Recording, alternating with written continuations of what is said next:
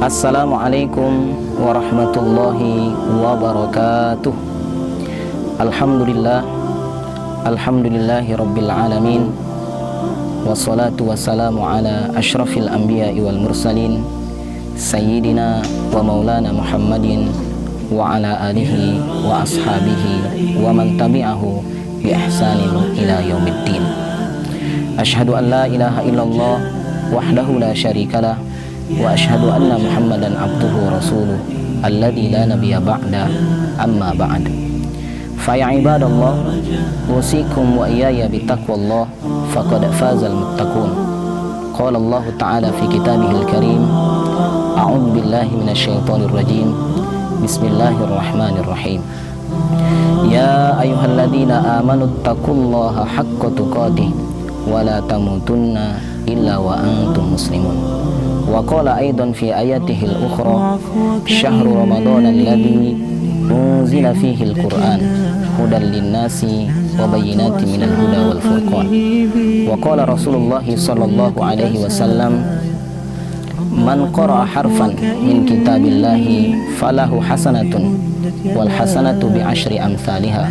La aqulu alif lam mim harfun, walakin alif harfun wal lamun harfun wa mimun harfun. Shadaqallahul azim wa shadaqa rasuluhul karim. Ibu bapak, saudara-saudari, sahabat setia Al-Furqan TV yang dimuliakan Allah Subhanahu wa taala. Segala pujian dan pujaan hanyalah milik Allah Subhanahu wa taala, dan sudah sepantasnya dan sepatutnya kita ucapkan dari lidah kita yang tidak bertulang ini. Segala nikmat dan karunia senantiasa Allah berikan kepada kita, termasuk dalam kesempatan yang berbahagia ini Allah masih senantiasa memberikan kesehatan dan kesempatan kepada kita, sehingga dengan kedua nikmat tersebut kita mampu melaksanakan ibadah-ibadah yang dibebankan kepada kita. Di antaranya adalah ibadah puasa. Selawat beriring salam semoga tetap tercurah kepada junjungan kita Nabi besar Muhammad sallallahu alaihi wasallam, dengan kita mengucapkan Allahumma sholli ala Sayyidina Muhammad wa ala ali Sayyidina Muhammad. Ibu bapak, saudara-saudari, pemirsa Al-Furqan TV yang dimuliakan Allah Subhanahu wa taala. Al-Qur'an sering disebut dengan Syahrul Qur'an, karena Ramadan sering disebut dengan Syahrul Qur'an. Kenapa demikian? Karena Al-Quran diturunkan di bulan Ramadan, sehingga karena Ramadan ini disebut dengan Syahrul Quran, bulannya Al-Quran, banyak kita temui masjid-masjid, surau-surau, langgar-langgar. Di sana terdengar sayup-sayup suara yang melantunkan bacaan Al-Quran. Untuk itu dalam kesempatan yang berbahagia ini kami akan memberikan tausiah, khususnya untuk diri kami pribadi dan umumnya untuk semua pendengar setia Al-Furqan TV yang dimuliakan Allah Subhanahu wa taala, tentang 5 keutamaan Al-Quran di dunia. 5 keutamaan Al-Quran di dunia ini akan didapatkan oleh siapa saja yang menginginkannya, termasuk kita. Apa yang mesti kita lakukan sehingga kita mendapatkan 5 keutamaan tersebut?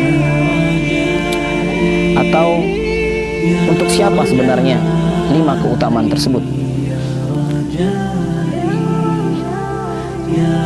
Sahabat setia Al-Furqan TV yang dimuliakan Allah Subhanahu wa taala, 5 keutamaan tersebut yang bakal didapatkan oleh orang yang bergaul dengan Al-Quran. Yang pertama adalah kebaikan. Kebaikan apa yang bakal didapatkan oleh orang yang bergaul dengan Al-Quran, mengisi hidupnya dengan Al-Quran? Yang pertama adalah kebaikan. Kebaikan apa? Kebaikan yang meliputi 4 hal. Yang pertama, ketenangan. Yang kedua, rahmat dari Allah Subhanahu wa taala. Yang ketiga, naungan dari para malaikat. Dan yang keempat, disebutkan namanya oleh Allah Subhanahu wa taala di majlisnya yang mulia, yaitu bersama para malaikat. Sebagaimana yang disampaikan oleh Rasulullah sallallahu alaihi wasallam dalam sebuah hadisnya, majtama'a qaumun fi baitin min buyutillah yatluna kitaballah wa yatadarasunahu bainahum illa nazalat alaihimus sakinah wa ghasyiyatuhumur rahmah wa haffathumul malaika wa dzakarahumullahu fi man indah. Tidaklah berkumpul suatu kaum di salah satu rumah Allah, yaitu masjid, mereka membaca Al-Quran dan mempelajarinya, kecuali diturunkan atas mereka ketenangan, diliputi rahmat, dinaungi para malaikat, dan disebutkan namanya di pertemuan yang mulia bersama para malaikat.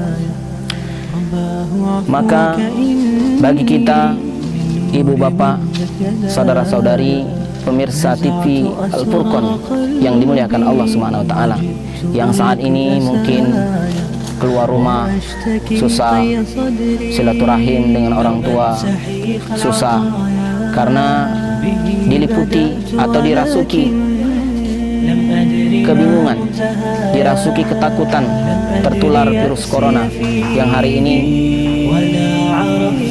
menyebar di tengah-tengah kita. Maka kalau terjadi kegalauan, solusinya adalah membaca Al-Quran. Kemudian keutamaan yang kedua yang bakal didapatkan oleh orang-orang yang bergaul dengan Al-Quran adalah kehormatan. Rasulullah Shallallahu Alaihi Wasallam menyampaikan dalam sebuah hadisnya, ya umul qauma aqra'uhum bil Quran.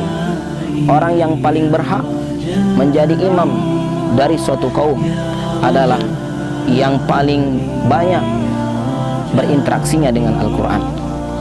Kehormatan yang paling utama di antara banyak sekali kehormatan-kehormatan adalah kita diperkenankannya menjadi seorang imam sholat berjamaah. Kenapa demikian? Karena ketika kita menjadi makmum dalam sebuah sholat, kita hanya akan mendapatkan 27 derajat. Namun ketika kita menjadi seorang imam, maka kita akan mendapatkan pahala yang jauh lebih banyak, jauh lebih besar. Karena seluruh pahala makmum akan menjadi bagian dari kita ketika kita menjadi seorang imam. Keutamaan yang ketiga yang bakal didapatkan oleh orang yang berinteraksi dengan Al-Quran adalah kenikmatan. Banyak sekali kenikmatan yang Allah anugerahkan kepada makhluk-makhluknya di muka bumi ini. Di antaranya adalah manusia, berupa pangkat, kedudukan yang tinggi, harta yang berlimpah, rumah yang mewah, dan seterusnya. Nah, di antara kenikmatan-kenikmatan itu adalah seseorang yang memiliki kemampuan pandai terhadap Al-Quran. Sebagaimana Rasulullah SAW sampaikan dalam sebuah hadisnya, la hasada illa fisnatain. Tidak ada dengki kecuali dalam dua hal. Satu di antaranya adalah rajulun atahu Allahul Quran fahuwa yatluhu ana al-lail wa ana an-nahar. Seorang laki-laki yang diberikan oleh Allah Subhanahu wa taala Al-Quran, yang diberikan oleh Allah Subhanahu wa taala kemampuan membaca Al-Quran, mempelajari Al-Quran, memahami Al-Quran, menghafal Al-Quran, kemudian mengamalkan Al-Quran dan tentunya mendakwa Al-Quran, dan dia membacanya sepanjang malam dan sepanjang siang. Kemudian keutamaan yang keempat yang bakal didapatkan oleh orang yang hidupnya dipenuhi dengan pergaulan terhadap Al-Quran adalah kemuliaan. Dalam sebuah hadis Rasulullah SAW menyampaikan, alladzi yaqra'ul Qur'an wa huwa mahirun bihi ma'a safaratil kiramil bararah. Orang yang pandai membaca Al-Quran, maka nanti di akhirat ia bakal bersama makhluk yang mulia, yaitu para malaikat. Ini adalah kabar gembira kepada orang-orang yang bergaul dengan Al-Quran, yang mengisi hidupnya selalu bersama Al-Quran, dan mudah-mudahan kita termasuk di dalamnya.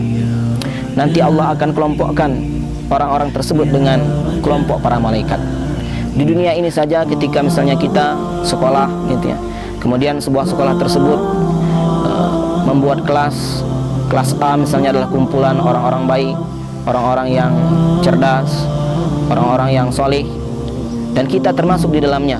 Maka sekalipun kita mungkin bukan orang yang cerdas, bukan orang yang baik, bukan orang yang soleh, kita akan terangkat, kita akan menjadi mulia, kita akan merasa mulia karena dikelompokkan dengan orang-orang tersebut.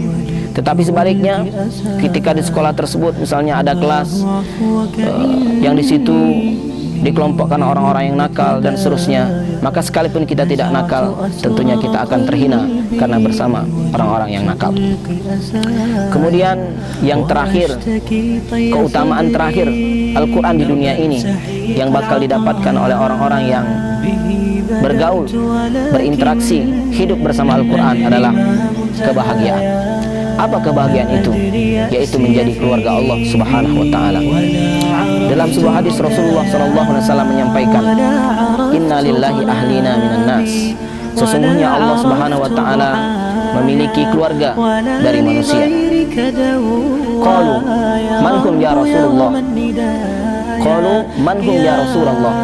Para sahabat berkata, siapa mereka wahai Rasulullah SAW? Qala ahlul Quran hum ahlullah wa khassatuhu. Ahlul Al-Quran, ahlul Quran, mereka adalah keluarga Allah dan orang-orang pilihannya. Dan ini adalah kebahagiaan bagi orang yang berinteraksi dengan Al-Quran, hidup bersama Al-Quran, menjadi keluarga Allah Subhanahu wa ta'ala. Kita dalam kehidupan sehari-hari, misalnya berjalan di sebuah tempat, kemudian di tengah jalan kendaraan kita bannya kempes, pecah. Kemudian datang seseorang bertanya kepada kita, siapa namamu, siapa nama orang tuamu. Kemudian kita sampaikan, dan orang tersebut mengatakan, oh berarti kita keluarga, bapakmu satu ayah dengan saya atau satu nenek dengan saya, dan dia lalu membantunya. Betapa bahagianya kita menjadi keluarga orang tersebut. Nah, ini kita menjadi keluarga Allah Subhanahu wa ta'ala yang memiliki segala-galanya, memiliki langit, memiliki bumi, pemberi rezeki, penentu baik dan buruknya segala sesuatu. Kita menjadi keluarga Allah Subhanahu wa ta'ala yang tidak mungkin mengecewakan kita ketika kita berinteraksi dengan Al-Quran. Kemudian mungkin pertanyaan kita, siapa sebenarnya Ahlul Quran itu? Para ulama, orang-orang yang berilmu banyak sekali menjelaskan kepada kita bahwasanya Ahlul Quran itu adalah orang yang mengetahui seluk-beluk Al-Quran, kemudian dia mengamalkannya. Kemudian Syekh Saleh Fauzan lebih menyederhanakan pengertian tersebut dengan mengatakan bahwasanya Al-Quran itu dia tidak mesti hafal Al-Quran, dia tidak mesti bagus baca Al-Qurannya, tapi yang terpenting adalah dia mengamalkan Al-Quran. Jadi ketika kita mampu mengamalkan isi dari Al-Quran itu, maka insya Allah kita tercatat sebagai Ahlul Quran, yaitu keluarga Allah Subhanahu wa ta'ala. Ibu bapak, saudara-saudari, pemirsa Al-Furqan TV yang dimuliakan Allah Subhanahu wa ta'ala, mudah-mudahan di bulan Ramadan ini 5 keutamaan tersebut bisa kita raih, dan tentunya yang sangat kita harapkan adalah yang terakhir tadi, yaitu menjadi keluarga Allah Subhanahu wa ta'ala. Karena dengan menjadi keluarga Allah Subhanahu wa ta'ala berarti kita menjadi orang yang spesial, orang yang khusus di mata Allah Subhanahu wa ta'ala. Ketika kita menjadi orang yang khusus, berarti kita apapun yang kita inginkan pasti akan dipenuhi oleh Allah Subhanahu wa ta'ala. Mungkin saya dapat kami sampaikan, mudah-mudahan bermanfaat, dan tentunya atas segala khilaf, atas segala cakap yang kurang berkenan, kami mohon maaf kepada Allah, sama-sama kita mohon ampun. Billahi taufiq wal hidayah. Subhanakallahumma bihamdika asyhadu an la ilaha illa anta astaghfiruka wa atubu ilaik. Wassalamualaikum warahmatullahi wabarakatuh.